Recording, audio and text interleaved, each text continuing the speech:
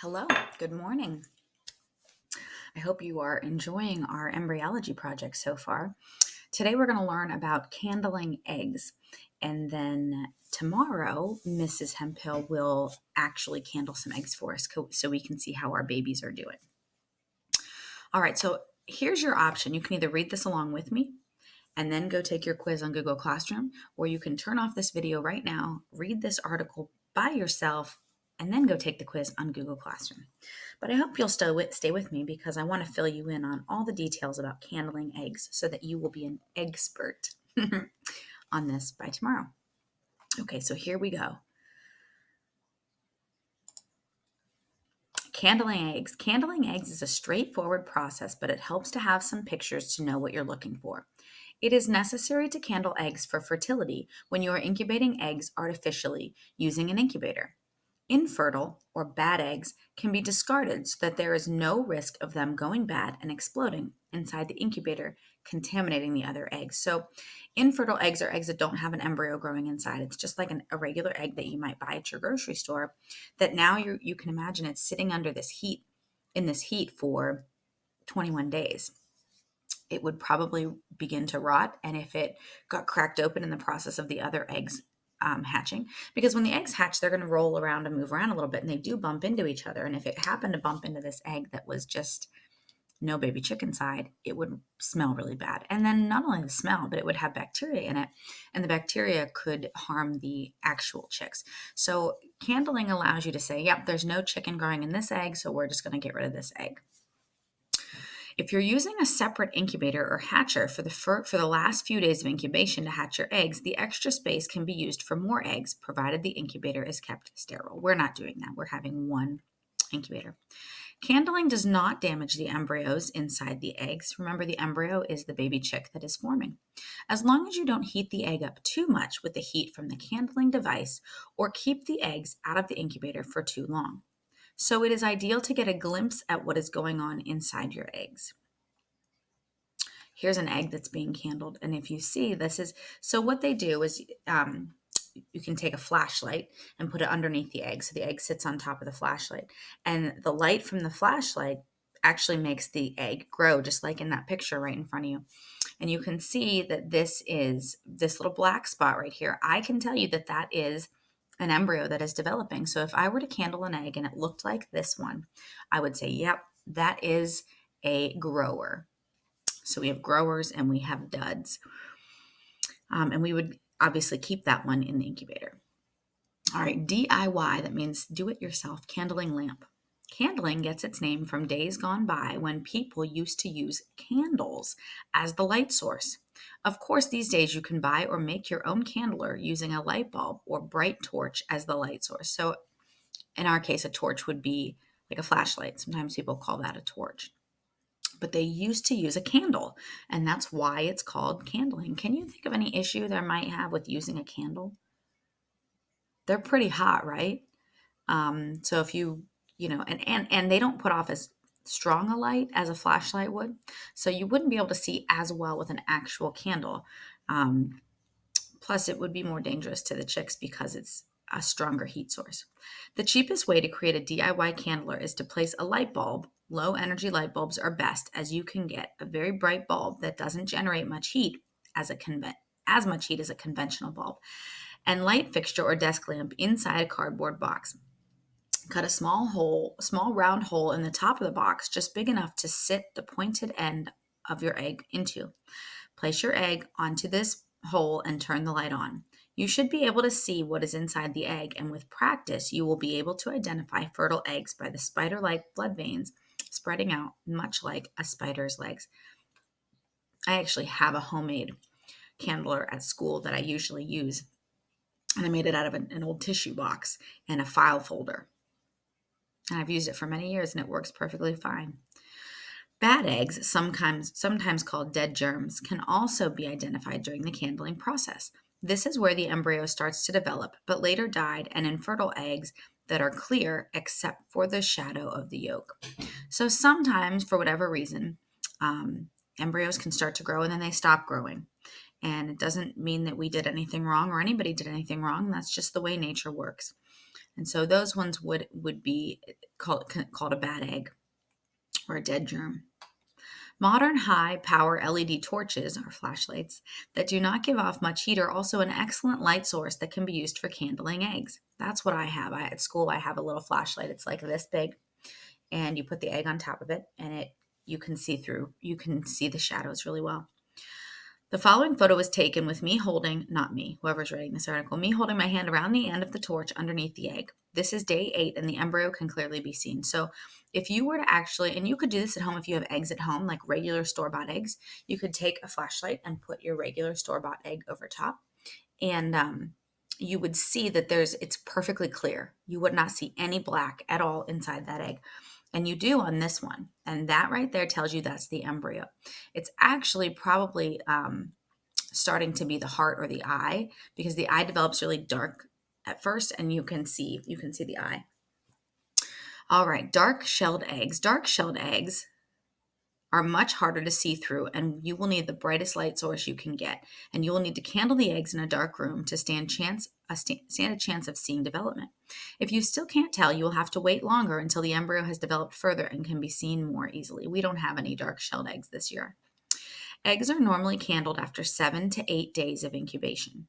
The most critical period of incubation during the development of the embryo is the first week, so it is best to be patient and only take a look after the first week. You will see more after a week and can be more certain about the fertility as well. It is not easy to see development in the first few days, especially to the untrained eye. So you really should wait till the first 7 or 8 days to candle. And when we candle, it will be day 7, so it'll be perfect. And then normally I candle even the week after because I like to see how they've grown. And we can make predictions to see which ones we think are going to hatch, and we can update those predictions as we continue to candle. Here are some photos of candling eggs I've taken. Again, not me, the author of this article. 8 days into incubation, which will help you to know what to look for. Candling can be done earlier than this, but remember, the embryo is very fragile during the first few days, and it is easier to see positive signs after a week, when the embryo appears as a dark patch with spider-like veins around it. If you are unsure whether the dark patch is inside the egg or part of the shell, then you can rock the egg back and forth gently, and you should see the embryo moving inside. So this is what I was telling you. This is what an egg would look like, the one that you would buy at a grocery store. So this is an infertile egg. There's no embryo growing inside.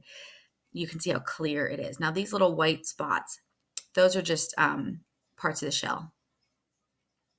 Did you know that eggshells have teeny, teeny, teeny, tiny, tiny little holes in them? And that's actually how the baby chick inside gets air from the air sac. But also, it's important if we were at school and anybody was to be touching these eggs, you would really carefully wash your hands before, because any germs you have on your hands could seep through those little tiny pores on the shell and get into the chick. And it's important that we wash your hands after, just because that chick could also, or the egg could also have a little bit of bacteria on it, and we don't want to get ourselves sick. But we know all about washing our hands right now, don't we? And this is, you can see there's that dark spot. This means that there's a fertile egg. That means there's an embryo growing inside. See the difference? Big difference, huh? Blood vessels, I don't see any. Oh, I guess up here maybe there's a little bit. The embryo is the dark patch in the center. Blood vessels can also be seen. Notice the air sac at the top. Yeah, you can see this line right here. It's very light. That's the air sac. All right, candling a fertile egg, day 8. This is a dark brown egg. See how much harder it is to see? And here's another fertile egg, day 8. You can't see the embryo. Here it is towards the center or back of the egg, but blood vessels can be seen. So you can definitely see, let me get you back my pointer here. Let me get this off. You can see like there's these lines in here, and those are your blood vessels. Those are your blood vessels. So this one is definitely a fertilized egg. All right, so what's happening inside the egg? The image below should give you an idea of what's going on inside the egg by day 8.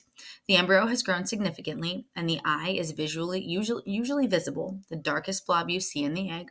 There are digits on the feet. The heart is completely enclosed in the thoracic cavity, and the embryo is starting to look more like a chick. Feathers start to grow from day 8. So here's the air sac. And the air sac, actually, when the chick is ready to hatch, it'll poke that air sac before it hatches, and it'll breathe in that air that's in there, so it can be healthy and hatch. So this says there is a sac attached to the embryo. Where's that? I think it's right here. Where's this blue one? Oh, shown in blue. It says shown in blue. This goes around the back and head of the embryo and holds the waste. So that would be like after it takes in nutrients from the yolk, it has to go to the bathroom. So it actually goes into there. It doesn't go to the bathroom. It has a belly button just like human babies do. And the waste comes out there. This is the yucky bit you'll find left in the shell when the chick hatches. The yolk sac is now very red and full of blood vessels that go out into the albumin or the egg white. The air sac is at the broad end of the egg, has increased slightly in size. There's the air sac. What happens next? Eventually, the chick will fill almost all of the space inside the egg, and the air sac will increase further in size. When the chick finally hatches, it will break through the inner membrane into the air sac to take its first breaths of air. It will crack, push through the shell with its egg tooth attached to the end of its beak. This allows further oxygen into the air sac so the chick can continue to breathe. Over the final 24 hours, the remainder of the yolk sac will be absorbed. This will give the chick enough energy to turn inside the shell and slowly break from the shell as it goes. It will then use its feet to push itself out of its shell. There is little point in candling eggs during the final few days other than to check for the air sac size because you will not see much. The chick almost fills the shell. So all you'll see is like a super dark egg because the chick is so big that there's hardly any space left in there. If you assist a chick in hatching, now if that means if a chick is trying to hatch and you're like, oh, let me help, you take the risk of removing the shell too soon, before the yolk sac has been absorbed and before the navel, that's the belly button, has healed over, where the allantois, I don't know if I'm saying that right, allantois, I'll have to look up how to say that, was attached. High humidity in the incubator will stop the membrane from drying out, keeping it soft and easy for the chick to breathe out. So you really should not help the chick hatch. Chicks do not need food for the first 24 to 48 hours after hatching, thanks to the energy they get from the yolk sac. This is why commercially they can sell and ship chicks as days old around the country. So 1 to 2 days after, they don't even need to eat. But we take them out of the incubator and put them into what's called the brooder box, and we'll talk about that later. But there is food and water in there for them. Air sac development. The images below show you the relative air sac size at different stages of incubation for chicken and ducks. Now, we are doing chickens. Duck eggs are a little bit bigger than chicken eggs. So you can see how that air sac at day 7, day 14, day 18 is just getting bigger and bigger and bigger. Okay, that is the end of our reading. So what I want you to do right now is I want you to go in and I want you to take your quiz. If you have any questions, if you have any chicken questions or just anything you're really wanting to know related to this embryology project, feel free to send me an email. My email is Meucci, MEUCCI.KD@bphawks.org, and I'll be happy to get back to you to answer your questions. I hope you're having fun learning about embryology and chickens. I know I sure am. Love you and miss you. Take care.